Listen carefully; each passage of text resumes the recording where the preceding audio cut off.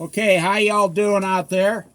We have another Bible study, Psalm number 6. Psalm number 6. Lord, do not rebuke me in your anger or discipline me in your wrath. Have mercy on me, Lord, for I am faint. Heal me, Lord, for my bones are in agony. My soul is in deep anguish. How long, Lord, how long? Turn, Lord, and deliver me. Save me because of your unfailing love. Among the dead, no one proclaims your name. Who praises you from the grave? I am worn out from my groaning. All night long I flood my bed with weeping and drench my couch with tears. My eyes grow weak with sorrow. They fail because of my foes. Away from me, all you who do evil, for the Lord has heard my weeping. The Lord has heard my cry for mercy. The Lord accepts my prayer. All my enemies will be overwhelmed. With shame and anguish, they will turn back and suddenly be put to shame. What's the lesson here? This person is crying out to the Lord. This person is in torment, anguish. They're having a hard time in their life. They're going through something, and they don't know what to do. They don't know the answer. And a better way to say it is they have no power. They don't have the power to change it. They want to change their current circumstances, but they have no power. We humans, men and women and children, we are limited in our ability. We are not Superman. This is not the movies. This is reality. Adam and Eve in the Garden of Eden, very weak. We are weak. Our flesh is weak. So this person here is going through it. And I don't have to ask. I know that you have been there in your life. Maybe the last 2 years of this pandemic, 2020, 2021, have you on your bed weeping. Maybe you've lost things. What should I do? What should I do? What should I do? Well, there's victory in every single thing that God touches. Step number 1, I'll say that 3 times. Step number 1, very first step. Are you turning to God? You don't have the power to fix this. Well, then how do you get it? How do you get your current circumstances fixed? Oh, you can go on the internet. You can look for lame and stupid motivational tapes from some famous person in Hollywood on how to achieve greatness on this earth. But what they're doing is they're telling you how to achieve your goals and greatness separate outside of God himself. Just look very closely. They never include God in what they're saying. 90% of them never include God. So what are you going to do? Are you going to solve these current problems you have, these issues, with your own power?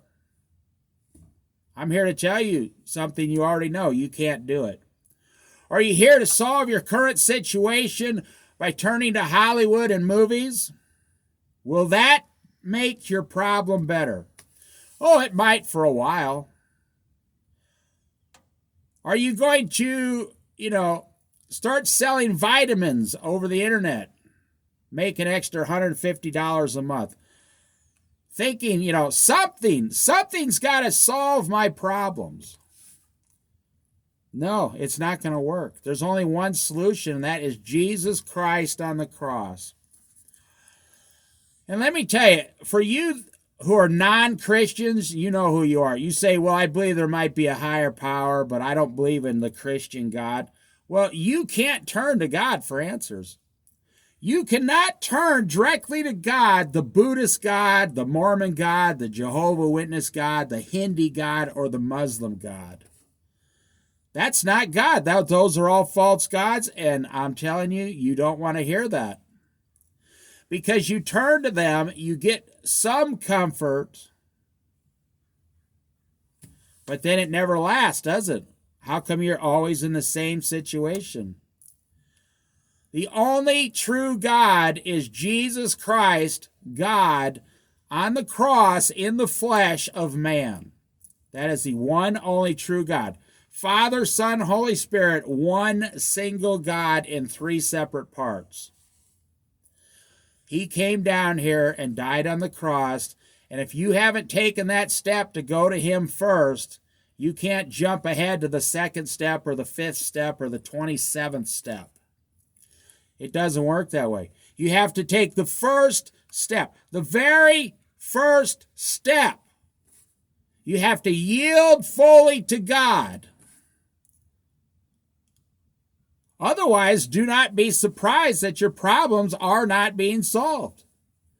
Do not be surprised if you have something in your closet like pornography, if you have something in your closet like gambling and you refuse to give it up, or you have a girlfriend outside of your marriage that your wife doesn't know about, and you refuse to give these things up. Why should God help you? Why would God help you? What you're doing is you're going to God and you're saying, Lord, I want to keep those things that I enjoy in my closet, but I want you to solve these problems in the areas of my life over here. I want you to solve these problems over here. You are doing a human thing, human nature. You are trying to tell God... That just sounds funny saying that. You are trying to tell God how to solve your problems. You are trying to tell the creator of the heavens and the earth and the universe and everything in it, and all the seas and the animals and all the fish, everything, the sand on the seashore. You're trying to tell the creator of all those things how to do it, how to solve your problems. No. It's not going to work. So this person in this psalm is crying out. What does it say? The Lord has heard my cry for mercy. The Lord accepts my prayer. All my enemies will be overwhelmed with shame and anguish. They will turn back and be suddenly put to shame. Yes, because the Lord is fighting for you. The Lord is working on your behalf. But if you're one of these people, like the other things we talked about, you refuse to let something go. With your left hand, you refuse to let go of pornography. And with your right hand, you're asking God, why won't you bless me?